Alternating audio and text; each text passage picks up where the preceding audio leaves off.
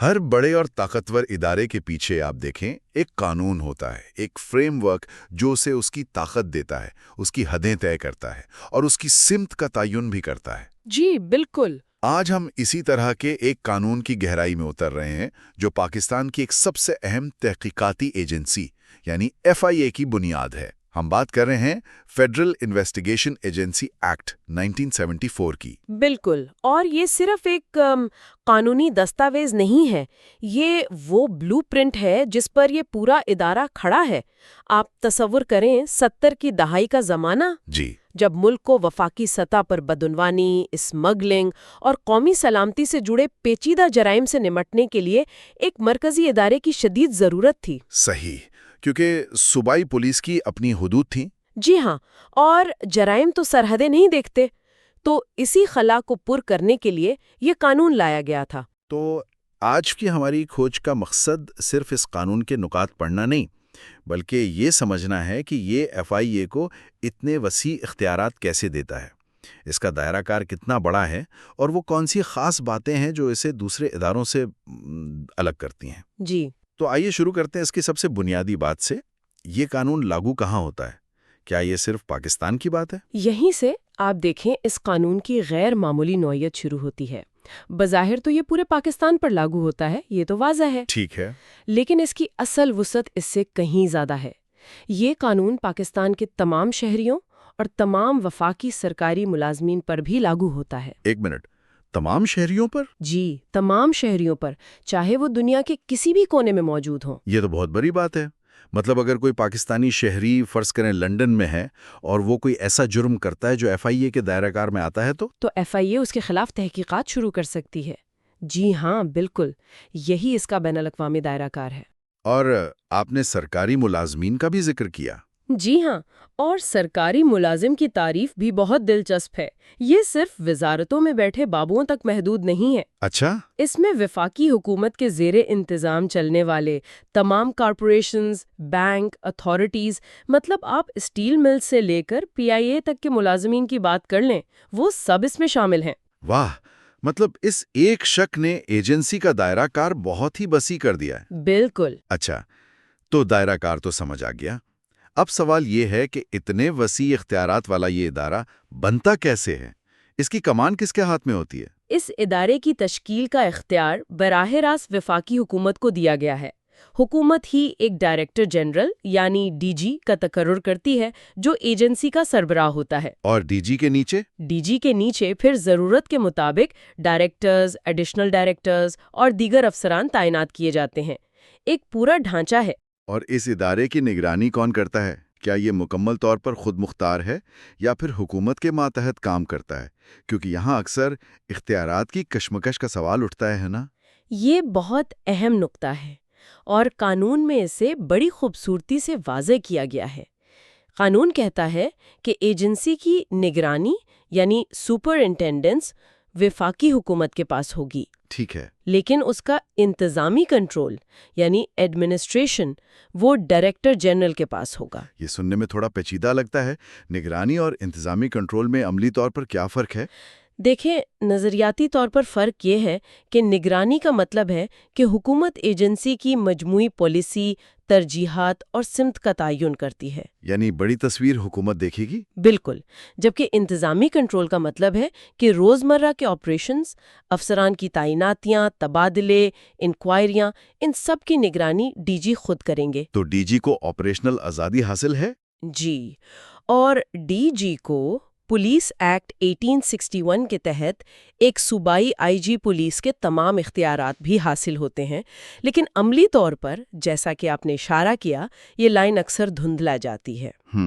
ناقدین کا کہنا ہے کہ نگرانی کی آڑ میں بعض اوقات سیاسی مداخلت کا راستہ کھل جاتا ہے، جس سے ایجنسی کی غیر جانبداری پر سوالات اٹھتے ہیں۔ یہ ایک مسلسل کشمکش ہے جو ادارے کی تاریخ کا حصہ رہی ہے۔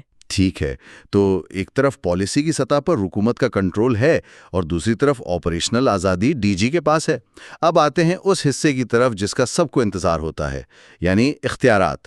FIA کے افسران کو ایسے کیا خاص اختیارات حاصل ہیں؟ اس قانون کا دل، آپ کہہ سکتی ہیں، اس کے اراکین کو دیے گئے اختیارات ہی ہیں۔ اچھا، سب سے پہلی اور بنیادی بات تو یہ ہے کہ تفتیش کے دوران FIA کے کسی بھی رکن کو پورے پاکستان میں وہی اختیارات حاصل ہوتے ہیں جو کسی بھی صوبے کے پولیس افسر کو اپنے علاقے میں حاصل ہوتے ہیں. یعنی گرفتاری، تلاشی، تفتیش، سب کچھ؟ سب کچھ. اور اس کا مطلب یہ ہوا کہ ان کے لیے صوبائی حدود کوئی معنی نہیں رکھتی. ایک پنجاب پولیس کا افسر سندھ میں جا کر براہ راست کارروائی نہیں کر سکتا، اسے مقامی پولیس کی مدد لینی پڑتی ہے. لیکن FIA کا افسر کر سکتا ہے؟ بالکل. یہی اس کا سب سے بڑا اسٹریٹجک فائدہ ہے. جرائم پیشہ افراد صوبوں کی سرحدیں پار کر کے قانون کی گرفت سے بچنے کی کوشش کرتے ہیں، لیکن FIA کہیں بھی ان کا پیچھا کر سکتی ہے. یہ تو بہت اہم بات ہے. اور بات یہیں ختم نہیں ہوتی. قانون ایک اور بہت بڑا اختیار دیتا ہے. وہ کیا ہے؟ کم از کم سب انسپیکٹر کے عہدے کا کوئی بھی FIA افسر جس علاقے میں وہ تفتیش کر رہا ہو، وہاں کے پولیس اسٹیشن کے انچارج آفیسر یعنی SHO کے تمام اختیارات استعمال کر سکتا ہے. ایک منٹ، یہ کیا کہہ رہی ہیں آپ؟ مطلب ایک FIA کا سب انسپیکٹر کسی بھی صوبے کے کسی بھی تھانے کے علاقے میں جا کر وہاں کے SHO کے اختیارات استعمال کر سکتا ہے؟ جی ہاں. اس سے صوبائی اور وفاقی اداروں میں کبھی اختیارات کا ٹکراؤ نہیں ہوتا؟ ٹکراؤ کا امکان تو رہتا ہے، لیکن قانون یہ اختیار اس لیے دیتا ہے تاکہ تفتیش میں کوئی رکاوٹ نہ آئے. اچھا. اگر مقامی پولیس سے تعاون نہ مل رہا ہو یا فوری کارروائی کی ضرورت ہو تو FIA افسر خود وہ تمام اقدامات اٹھا سکتا ہے جو ایک SHO اٹھا سکتا ہے، جیسے FIR درج کرنا یا مقامی نفری کو استعمال کرنا. یہ اختیار اسے بہت خود مختار بنا دیتا ہے. بالکل. اور گرفتاری اور جائیداد سے متعلق بھی کچھ خاص اختیارات کا سنا ہے؟ جی ہاں. قانون میں ایک خاص اختیار یہ دیا گیا ہے کہ ڈائریکٹر جنرل کی اجازت سے ایک سب انسپیکٹر رینک کا افسر بھی کسی ایسے شخص کو بغیر وارنٹ گرفتار کر سکتا ہے جس کے بارے میں معقول شبہ ہو کہ اس نے شیڈیول میں درج کوئی جرم کیا ہے. لیکن اس سے بھی زیادہ طاقتور ایک اور اختیار ہے. وہ کیا ہے؟ فرض کریں کہ ایجنسی کو اطلاع ملتی ہے کہ ایک کرپشن کیس کا ملزم اپنی کروڑوں کی جائیداد بیچ کر ملک سے فرار ہونے والا ہے. جی. اب اگر وہ عدالت سے حکم لینے جائیں تو اس میں وقت لگ سکتا ہے اور ملزم اپنا کام کر جائے گا. صحیح. اس قانون کے تحت تفتیشی افسر اگر اسے لگے کہ تفتیش سے متعلق کوئی جائیداد ضائع، منتقل یا بیچی جا سکتی ہے تو وہ ایک تحریری حکم کے ذریعے اس جائیداد کی فروخت یا منتقلی کو فوری طور پر روک سکتا ہے. بغیر عدالت کے حکم کے؟ جی، بغیر عدالت کے حکم کے. یہ تو بہت بڑا اختیار ہے. اس کی کوئی حد ہے؟ کب تک روکا جا سکتا ہے؟ وہ اسے تب تک روک سکتا ہے جب تک کہ متعلقہ عدالت اس بارے میں کوئی حکم جاری نہ کر دے. یہ ایک بہت عملی اور مؤثر اختیار ہے. یہ تو واقعی ثبوتوں کو ضائع ہونے سے بچانے کے لیے بہت کارآمد ہوگا. جی. اور اگر کوئی اس حکم کی خلاف ورزی کرے تو اسے 1 سال تک قید اور جرمانے کی سزا بھی ہو سکتی ہے. تو اب تک ہم نے یہ سمجھا کہ FIA کا دائرہ کار ملک گیر اور بین الاقوامی ہے. اس کی کمان DG کے ہاتھ میں ہے اور اس کے افسران کو پولیس سے بھی زیادہ وسیع اختیارات حاصل ہیں. جی. لیکن سب سے بڑا سوال یہ ہے کہ آخر FIA کن جرائم کی تفتیش کر سکتی ہے؟ اس کی ٹو ڈو لسٹ میں کیا کیا شامل ہے؟ آپ نے بالکل صحیح لفظ استعمال کیا، ٹو ڈو لسٹ. اس کا تعین قانون کے آخر میں دیے گئے ایک شیڈیول سے ہوتا ہے. ایک شیڈیول؟ جی، یہ ایک فہرست ہے جس میں ان تمام جرائم کا ذکر ہے جن کی تفتیش کا اختیار FIA کو دیا گیا ہے. اور اس فہرست میں کس قسم کے جرائم شامل ہیں؟ کیا یہ صرف سرکاری کرپشن تک محدود ہے؟ نہیں، بالکل نہیں. یہ فہرست بہت متنوع ہے. اس میں ریاست کے خلاف جرائم جیسے بغاوت، اچھا، سرکاری ملازمین کی کرپشن اور رشوت ستانی، کرنسی اور بینکنگ سے متعلق فراڈ جیسے جعلی نوٹ یا banking scandals. Official secrets act کا بھی سنا ہے. جی، آفیشل سیکریٹس ایکٹ یعنی سرکاری راز افشا کرنے کے معاملات، پاسپورٹ اور امیگریشن کے قوانین کی خلاف ورزیاں اور انسانی اسمگلنگ جیسے سنگین جرائم، یہ سب اس میں شامل ہیں. اور وقت کے ساتھ ساتھ اس میں نئے جرائم بھی شامل ہوئے ہیں جیسے کہ سائبر کرائم. جی ہاں، اور یہی اس قانون کا سب سے دلچسپ اور آپ کہہ لیں طاقتور پہلو ہے. وہ کیسے؟ دیکھیں، جب یہ قانون 1974 میں بنا تھا تب سائبر کرائم یا منی لانڈرنگ جیسے جرائم کا کوئی تصور نہیں تھا. صحیح، اس وقت تو یہ چیزیں تھی ہی نہیں. جی، لیکن اس قانون کی ساخت ایسی ہے کہ یہ وقت کے ساتھ خود کو اپڈیٹ کر سکتا ہے۔ اچھا، کیا ہر بار نئے جرم کو شامل کرنے کے لیے پارلیمنٹ سے قانون میں ترمیم کروانی پڑتی ہے؟ نہیں، اور یہی اس کی سب سے بڑی طاقت ہے۔ قانون کے سیکشن 6 وفاقی حکومت کو یہ اختیار دیتا ہے کہ وہ صرف ایک سرکاری نوٹیفیکیشن کے ذریعے اس شیڈیول میں کسی بھی جرم کو شامل یا اس سے خارج کر سکتی ہے۔ کیا مطلب؟ یعنی پارلیمنٹ میں لمبی بحث اور قانون سازی کے عمل سے گزرے بغیر حکومت ایک انتظامی حکم کے ذریعے ایف آئی اے کے اختیارات کو بڑھا یا کم کر سکتی ہے؟ بالکل، اور یہ سیکشن ہی دراصل ایف آئی اے کی طاقت اور اس پر ہونے والے تنازعات دونوں کی جڑ ہے۔ اچھا، یہ کیسے؟ ایک طرف تو یہ حکومت کو اجازت دیتا ہے کہ وہ نئے دور کے جرائم جیسے سائبر کرائم، ٹیرر فائنانسنگ یا اینٹی منی لانڈرنگ کو فوری طور پر ایجنسی کے دائرہ کار میں لے آئے۔ جس کے لیے پارلیمان میں مہینوں یا سالوں انتظار نہ کرنا پڑے۔ جی، اس سے ایجنسی بہت لچکدار اور اپ ٹو ڈیٹ رہتی ہے۔ اور اس کا دوسرا پہلو کیا ہے جس کی وجہ سے یہ متنازع ہے؟ دوسری طرف ناقدین یہ کہتے ہیں کہ یہ بے پناہ اختیار حکومت کو سیاسی مقاصد کے لیے استعمال کرنے کا موقع بھی دیتا ہے۔ وہ کسی بھی نئے معاملے کو جو شاید صوبائی دائرہ کار میں آتا ہو، ایک نوٹیفیکیشن کے ذریعے ایف آئی اے کے حوالے کر سکتی ہے تاکہ اپنے سیاسی مخالفین کو نشانہ بنایا جا سکے۔ تو یہ لچک اور ممکنہ غلط استعمال کے درمیان ایک بہت نازک توازن ہے۔ بالکل، اور اس پر ہمیشہ بحث جاری رہتی ہے۔ یہ تو واقعی ایک دو دھاری تلوار ہے۔ اچھا، جب افسران اتنے طاقتور اختیارات استعمال کرتے ہیں تو غلطی کا امکان بھی ہوتا ہے۔ کیا قانون میں ان کے تحفظ کے لیے بھی کچھ ہے؟ جی بالکل ہے، قانون میں ایک انڈیمنٹی کلاز موجود ہے۔